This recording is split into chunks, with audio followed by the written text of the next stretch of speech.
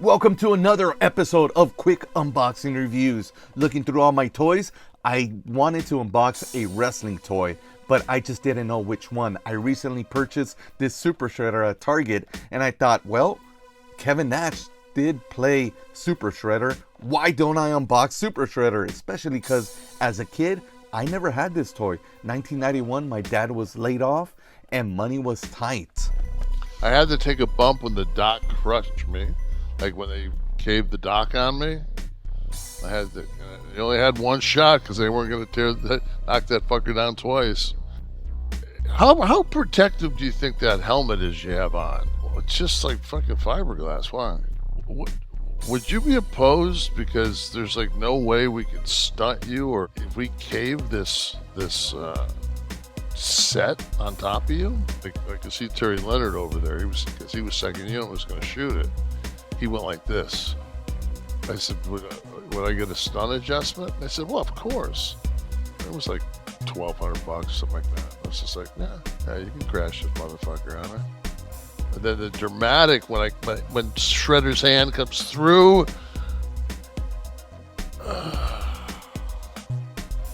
Fuck, how does somebody not see that and see Olivier?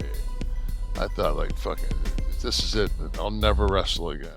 After 1991, Super Shredder was re-released many times, but in different paint decals. Chef Boyardee had a special mail-away thing where they gave you a free, all-in-black Super Shredder. But by that time, I was out of my toy phase, and I was into my teenage angst phase. I had many opportunities to collect this guy, especially when I first started collecting figures back in the late 90s. He is shorter than the original Shredder, so I opted to get the original Shredder. Now that I'm into unboxing classic toys, I got this guy to specifically unbox them, especially because Playmates is using the same molds from back in the days to make these new figures. Now this guy, he comes with a different colored helmet. Doesn't matter. We'll also see other slight differences, like in the eyes. The paint job in the eyes is not as good. Now the packaging is slightly different, just like the other releases. And at the bottom right there, Movie Star Super Shredder, the Mutant Mincing Mega Madman. Damn, that was hard to say. Then on the left hand side, as seen in the 1990s Teenage Mutant Ninja Turtles movie. Now this was released in 1991. Now on the back of the card, this is where you could really see if it's a re-release or the original thing. You got the Nickelodeon side at the top. You got even more movie stills, and then all the action figures from the Movie Star Ninja Turtles figure line that you can collect. Before I tear into it and throw this card away, I just want to say that the card is really, really nice. This isn't nostalgia telling me that this is really nice. This is just really nice. This is eye-catching. And then you've got a star behind the action figure, making the action figure pop even more. Let's unbox it. Let's smell them. That smells really good. That smells not too strong, but that smells like a new toy. Now these new figures come tied differently. What the heck is this? No more plastic ties, and it still has some plastic ties right here for the Ooze canisters. And here are his accessories. Unfortunately, this packaging does not tell us what they are. Unlike previous releases, on the back of the cards, it would have descriptions, names to the weapons that they came with. This looks like a staff. It's gotta be his staff, right? Then there's a cell phone, some sort of communicator, maybe. And he comes with two mutagen canisters. Unfortunately, none of his weapons have any paint detail at all. I don't care about this. This looks just fine how it is, but I would have liked to seen some green on these mutagen canisters. And just feeling Shredder, he seems really, really soft. He's got a bunch of spikes all over the place.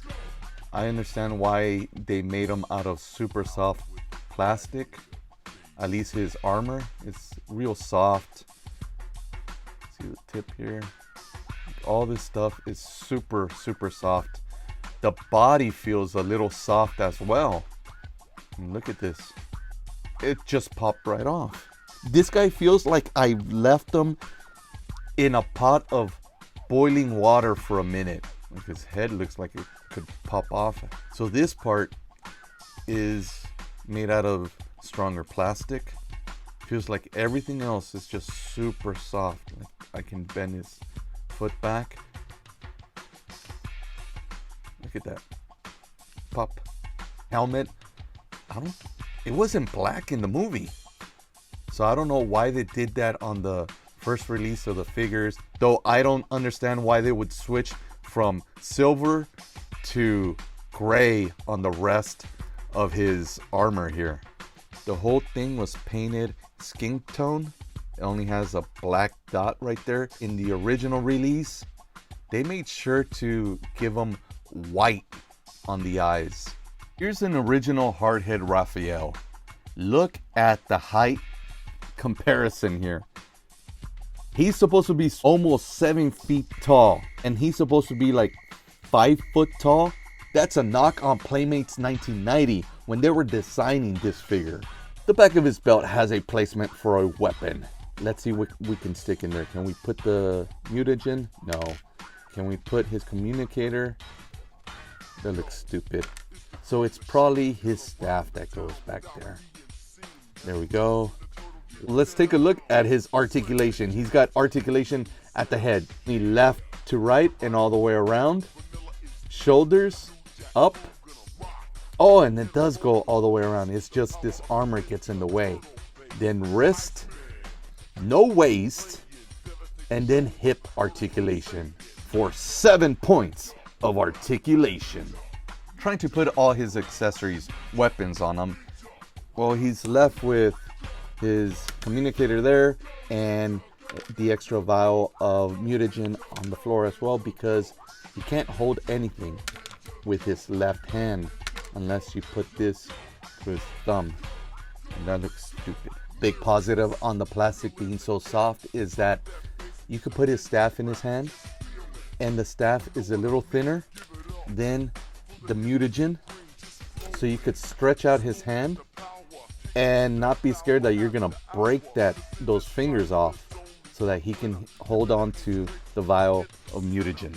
My final thoughts. I'm glad I didn't own this as a kid, that I didn't get it as a kid, because I would not have appreciated this figure the way I do now.